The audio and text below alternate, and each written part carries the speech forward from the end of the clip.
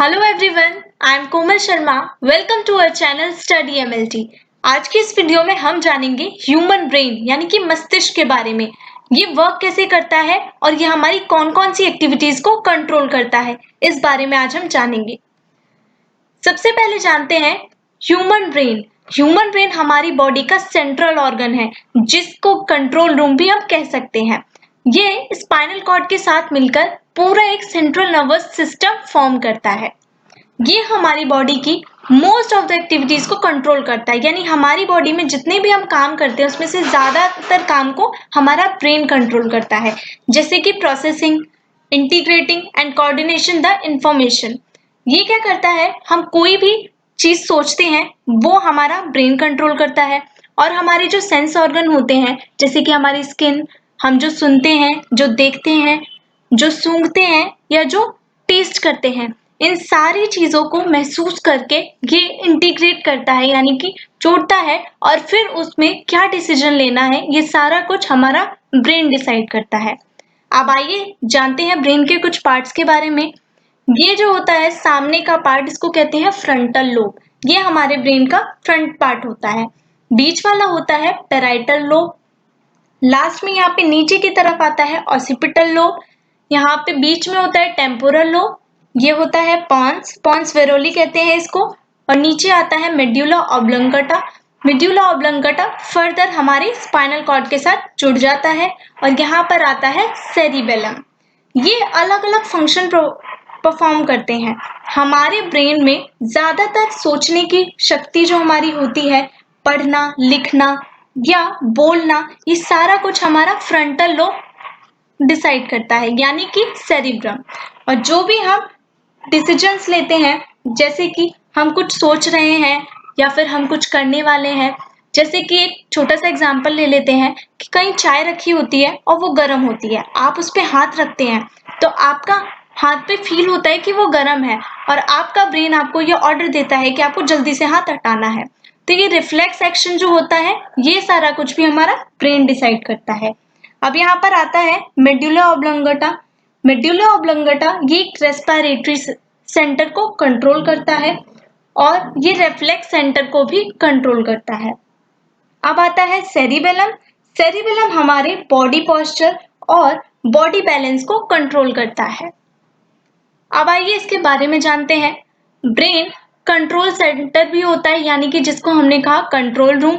ये हमारे sleep, hunger, thirst, विचुअली ज्यादातर एक्टिविटीज को कंट्रोल करता है, जो भी हमारे सरवाइव करने के लिए इम्पोर्टेंट है। ब्रेन से ही हमें पता चलता है, यही हमें मैसेज देता है कि हमें भूख लग रही है या हमें सोना है, हमें प्यास लग रही है या हमें अपनी कौन सी एक्टिविटीज करनी है। ये सब कुछ ब्रेन कंट्रोल करता है। इसलिए हमारे ब्रेन को सबसे ज्यादा एनर्जी की रिक्वायरमेंट होती है। हमारी पूरी बॉडी पार्ट में सबसे ज्यादा एनर्जी ब्रेन को चाहिए होती है। अब ब्रेन में एक पिंकिश ग्रे कलर का मैटर होता है, जो कि 10 बिलियन नर्व सेल्स कंटेन करता है। हमारे जो नर्व सेल्स होते हैं ये एक दूसरे से जुड़े होते हैं, और इन्हें जुड़ने की वजह से ये हमारे नर्व सेल्स ही एक जगह से दूसरी जगह तक मैसेज को ले जाते हैं, और फिर हमारे ब्रेन तक ले जाते हैं ये मैसेज। हमारा ब्रेन जो डिसाइड करता है, फिर वो तुरंत हमें बताते हैं, और वो होता है रिफ्लेक्स एक्शन। अब आता है यहाँ पे nerve fibres. Nerve fibres in the brain are covered in a near white substance. हमारे ब्रेन में जो नर्व फाइबर्स होते हैं वो एक व्हाइट सब्सटेंस से कवर्ड होते हैं, जिनको कहते हैं myelin.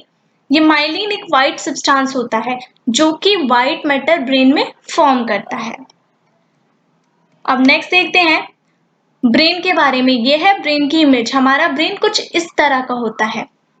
Nerve cell bodies which are not covered by myelin sheath form the gray matter. Nerve cell body जो कि myelin sheath से covered नहीं होती, वो gray matter form करती है। हमारा ब्रेन जो होता है वो ऐसे ही खुला नहीं होता, वो प्रोटेक्टेड होता है स्कल बोन से। स्कल बोन्स का ही एक ढांचा बना होता है, जो कि हमारे इस पूरे ब्रेन को कवर्ड करता है, इसको प्रोटेक्ट करता है। जैसे कभी भी सर पर चोट लग गई तो उससे क्या होगा, वो सीधा ब्रेन में नहीं लगेगी। हमारे जो स्कल बोन है उसको प्रोटेक्ट करके रखेंगे ताकि ब्रेन को हार्म ना हो। अब आइए जानते हैं एक अडल्ट ह्यूमन बीइंग में कितना एवरेज उसका वेट होता है ब्रेन का। ब्रेन का वेट होता है 1.2 to 1.4 kg, जो कि हमारे टोटल बॉडी वेट का 2% वेट होता है। इसका वॉल्यूम होता है मेन में 1260 सेंटीमीटर क्यूब और वुमेन में होता है 1130 सेंटीमीटर क्यूब। अब यहाँ पर कुछ वेरिएशंस आ जाती हैं मेन और वुमेन के ब्रेन के वेट में। मेन के ब्रेन के वेट में रेफरेंस रेंज लिया जाता है 1180 से 1620 ग्राम तक और वुमेन के ब्रेन के एवरेज वेट में लिया जाता है 1030 से 1400 ग्राम तक। अब यहाँ पर आता है differences in weight and size do not correlate with the differences in mental ability। अगर किसी के ब्रेन के वेट और साइज में अगर कोई डिफरेंस है तो उसका कोई रिलेशन नहीं है उसकी मेंटल एबिलिटी से। इसका मतलब है कि अगर किसी का ब्रेन का साइज बड़ा है या उसका वेट ज्यादा है तो इससे कोई फर्क नहीं पड़ता उनकी मेंटल एबिलिटी पे या उनकी सोचने की क्षमता पे। उनकी सोचने की क्षमता इस चीज पर डिपेंड नहीं होती। अब ब्रेन कंसिस्ट करते हैं कुछ पार्ट, आइए जानते हैं। पहला होता है सेरिब्रम, फिर आता है ब्रेन स्टेम, फिर होता है लास्ट में सेरिबेलम। और सेरिबेलम को हम लोग छोटा दिमाग भी कह सकते हैं।